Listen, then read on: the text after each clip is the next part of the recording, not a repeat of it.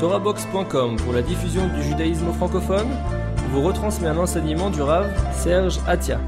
Bonne écoute et bon limoud.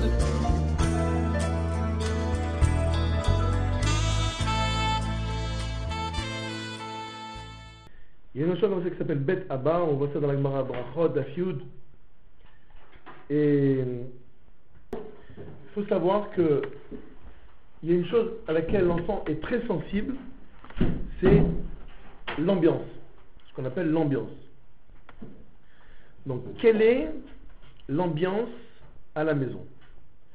Ça tombe bien, puisqu'on parle d'un séminaire, donc c'est clair que celle qui a en main une partie déterminante de l'ambiance à la maison, c'est la maman. Donc c'est elle qui va, bon le papa aussi, mais disons, c'est quand même son Beth Amikdash à elle. Elle a un petit peu elle a le rôle un peu du Kohen dans le Beth Amikdash.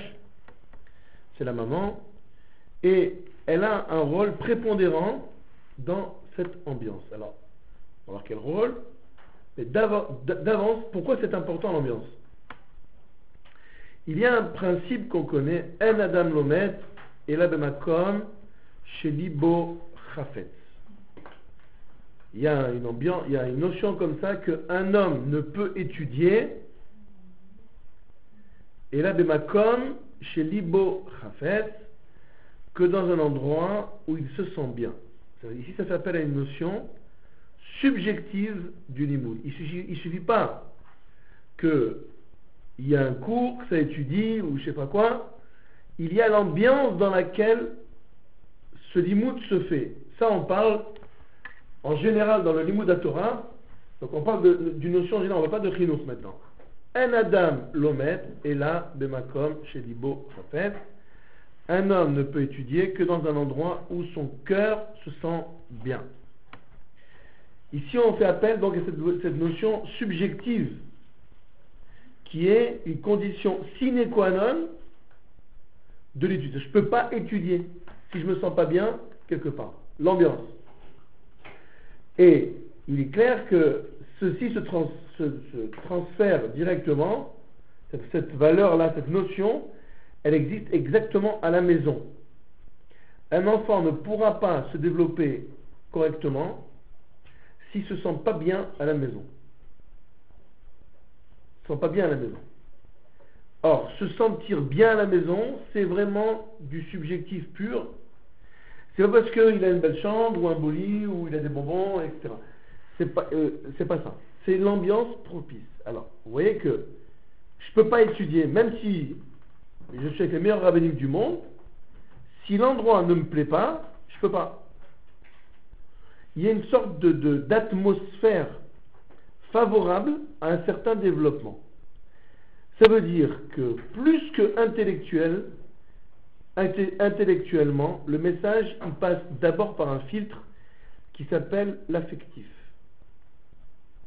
Donc quand tu as un message à passer à un enfant, d'ailleurs c'est valable pour un adulte aussi, mais tu as un message à passer à un enfant, il faut que tu saches qu'il y a une barrière d'abord qui s'appelle l'affectif.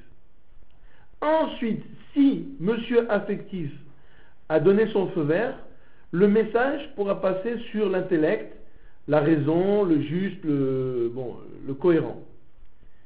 Ouais. Et c'est même tellement fort que même si le message est incohérent, mais il est affectivement compatible, il passera. Ça peut aller très loin.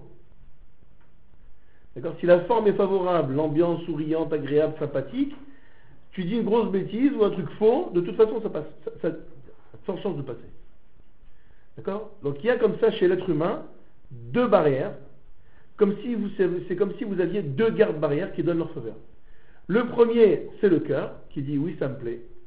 Maintenant, ça me plaît pour des raisons que la raison ignore, mais ça me plaît. Et puis ensuite, un deuxième garde-barrière qui dit oui, c'est juste.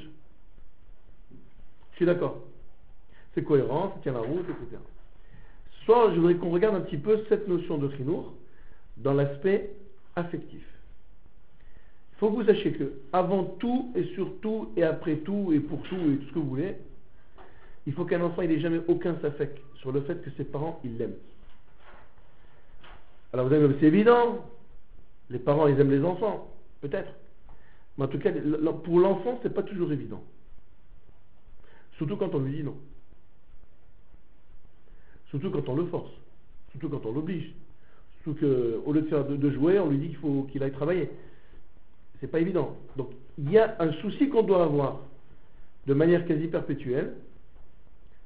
Est-ce que mon enfant, il sait, il est convaincu que moi, je l'aime? Il ne doit jamais avoir de doute là-dessus. Et c'est pour cela que, comme on l'a déjà dit une fois, et d'ailleurs ici, on doit lui répéter régulièrement qu'on l'aime. Ça veut dire, on ne doit pas non plus être à la guimauve. On n'est pas dans le truc, disons, dégoulinant de sucre.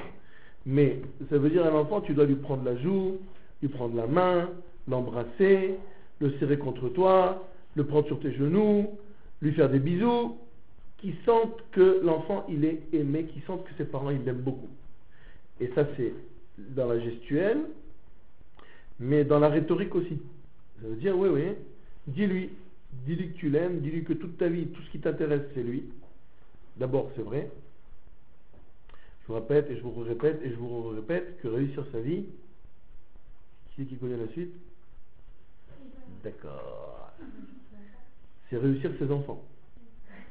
C'est clair, je vois que le message est passé de manière vraiment imparable. Donc réussir sa vie, c'est réussir ses enfants. Et donc l'enfant, il doit savoir que si jamais, que tout ton souci dans ta vie, que toute ta satisfaction, ce sera tes enfants. Et donc ce gosse en question, qu'il sache qu'il porte sur ses épaules, non pas une grosse responsabilité, mais en tout cas, que rien ne t'intéresse, ni tes affaires, ni quoi que ce soit, si ce n'est que sa réussite à lui. Donc une atmosphère qui est créée par une gestuelle affective, je lui fais des bisous, je lui prends la main, je le prends dans mes bras, je le garde près de moi, et une gestuelle rhétorique, je lui dis, je lui répète que je l'aime et que vraiment, et puis il ne faut pas avoir peur des mots. Pas avoir peur des mots.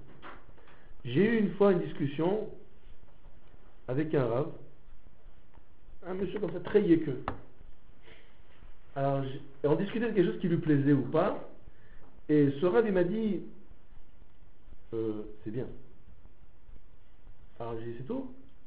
Il m'a dit, vous savez, chez nous, quand on dit c'est bien, chez vous, ça équivaut, vous les séfarades, ça équivaut, c'est formidable, magnifique, sensationnel. Alors j'ai dit, vous savez, chez nous, c'est ni magnifique, sensationnel, ni c'est bien, tu m'as dit le quart du demi du mot que je dois comprendre, truc. Je dis, nous, il faut que les mots soient justes. Donc c'est pas, je t'en dis trop,